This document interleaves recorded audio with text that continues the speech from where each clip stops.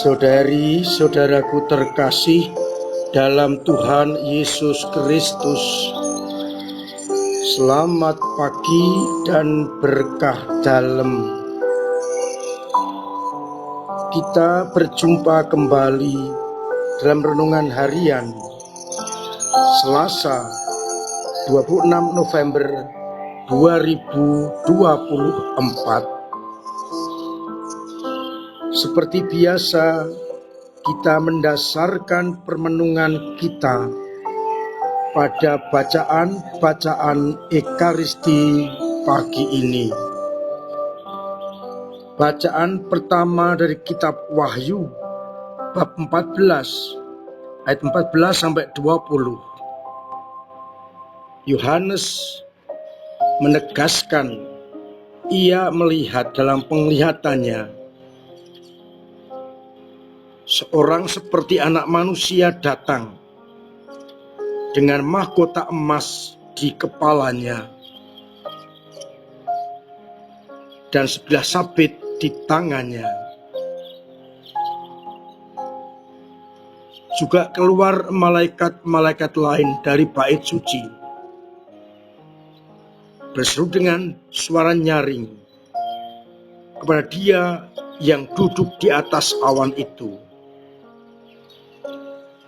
"Ayunkanlah sabitmu itu dan tuailah, karena sudah tiba saatnya untuk menuai, sebab tuaian di bumi sudah masak." Maka Dia yang duduk di atas awan itu mengayunkan sabitnya ke atas bumi, dan bumi pun dituai.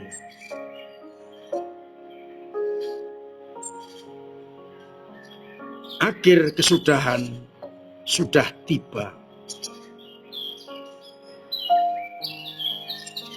Dari bacaan Injil dari Injil Lukas bab 21 ayat 5 sampai 11 berbicara soal kesudahan akhir zaman. Ketika orang-orang mengagumi bait Allah dengan segala keindahannya, maka Yesus berkata kepada mereka, "Akan tiba harinya segala yang kalian lihat di atas akan diruntuhkan. Tidak akan dibiarkan satu batu pun tersusun atau terletak di atas batu yang lain." Dan para murid menanyakan kapan itu akan terjadi. Yesus menegaskan, "Waspadalah, jangan terkecoh oleh orang yang mengaku diri anak manusia, dan jangan ikuti mereka. Sebab semua itu harus terjadi, namun tidak berarti saat kesudahan akan segera tiba. Bangsa akan melawan bangsa, kerajaan akan melawan kerajaan, pemerintah akan melawan pemerintah. Penyakit sampar dan kelaparan akan terjadi. Hal itu mengejutkan dan menjadi tanda-tanda yang dahsyat dari langit.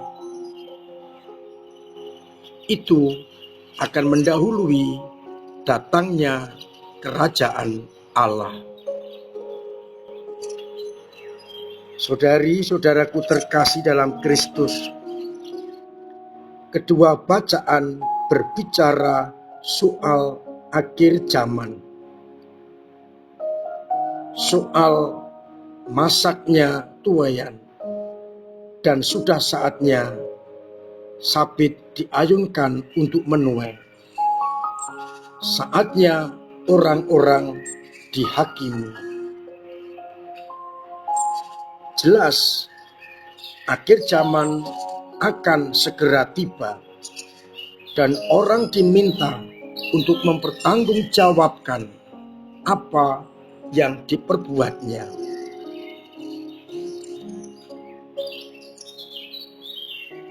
Kita semua akan menghadapi itu. Kapan terjadi, tidak jelas, tidak ada yang tahu. Maka baik Yesus maupun Yohanes memberikan rambu-rambu kalau kerajaan Allah akan datang. Tuhan di bumi siap dituai, sabit mulai diayunkan. Apa yang perlu untuk kita persiapkan? Kita tidak boleh terkecoh oleh hal-hal yang mengatasnamakan anak manusia itu sendiri. Karena telah dikatakan, malaikat pun tidak tahu kapan waktunya. Anak manusia juga tidak tahu, hanya Bapa yang tahu. Kalau demikian, kita harus waspada dan berjaga-jaga. Apabila sabit sudah diayunkan, anak manusia sudah datang, kita hendaknya kedapatan setia untuk mengikuti kehendaknya. Tidak ada cara lain kecuali setiap saat, setiap detik mengarahkan hidup kita hanya kepada Sang Anak Manusia yang kita nantikan. Maka kapanpun juga Dia datang, kita sudah siap sedia. Maka pertanyaan untuk kita renungkan, apakah selama ini hidupku, karyaku, tindakanku, kata-kataku selalu terarah pada Dia yang kita nantikan? Ataukah selama ini hidupku melulu dikuasai oleh dunia? Jangan sampai kita terkecoh untuk mengikuti dunia yang sering menggoda kita. Tapi semoga hidup dan karya-karya kita senantiasa kita arahkan pada Sang Anak Manusia yang akan datang, dengan cara selalu mendengarkan sabdanya, merenungkan dan melaksanakannya. Semoga dengan demikian akhirnya kita dianggap layak dan pantas untuk ambil bagian di dalam karya perutusan dan dianggap layak untuk ambil bagian dalam pesta abadi dalam kerajaan surga. Tuhan memberkati kita sekalian. Amin. Marilah kita berdoa. Bapa yang penuh kasih, kami bersyukur atas sabdamu yang mengingatkan kepada kami dekatnya kerajaan-Mu, dan semoga kami mampu untuk berjaga-jaga. Biarkanlah hati kami terarah hanya kepada kehendak-Mu.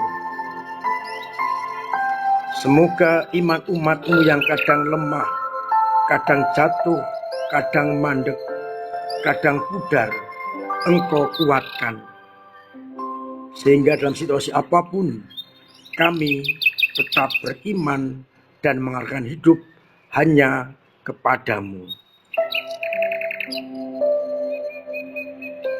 Semoga umat-Mu yang sakit Engkau sembuhkan, yang punya beban berat Engkau ringankan, yang punya persoalan Engkau bantu untuk mengurai.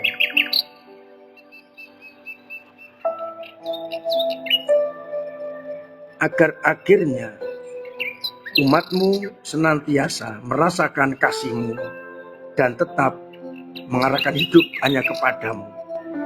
Untuk itu, bimbing dan sertai kami dengan berkat-Mu sendiri, Bapa dan Putra dan Roh Kudus. Amin. Saudara-saudaraku terkasih, tetap saya ingatkan untuk terus mengusahakan mewujud nyatakan pola hidup sehat. Dengan pola itu kita akan tetap sehat dan orang lain, keluarga, sesama juga akan mengalami kesehatan. Terima kasih untuk semua usaha panjenengan ambil bagian dalam menghadirkan kerajaan Allah di tengah masyarakat.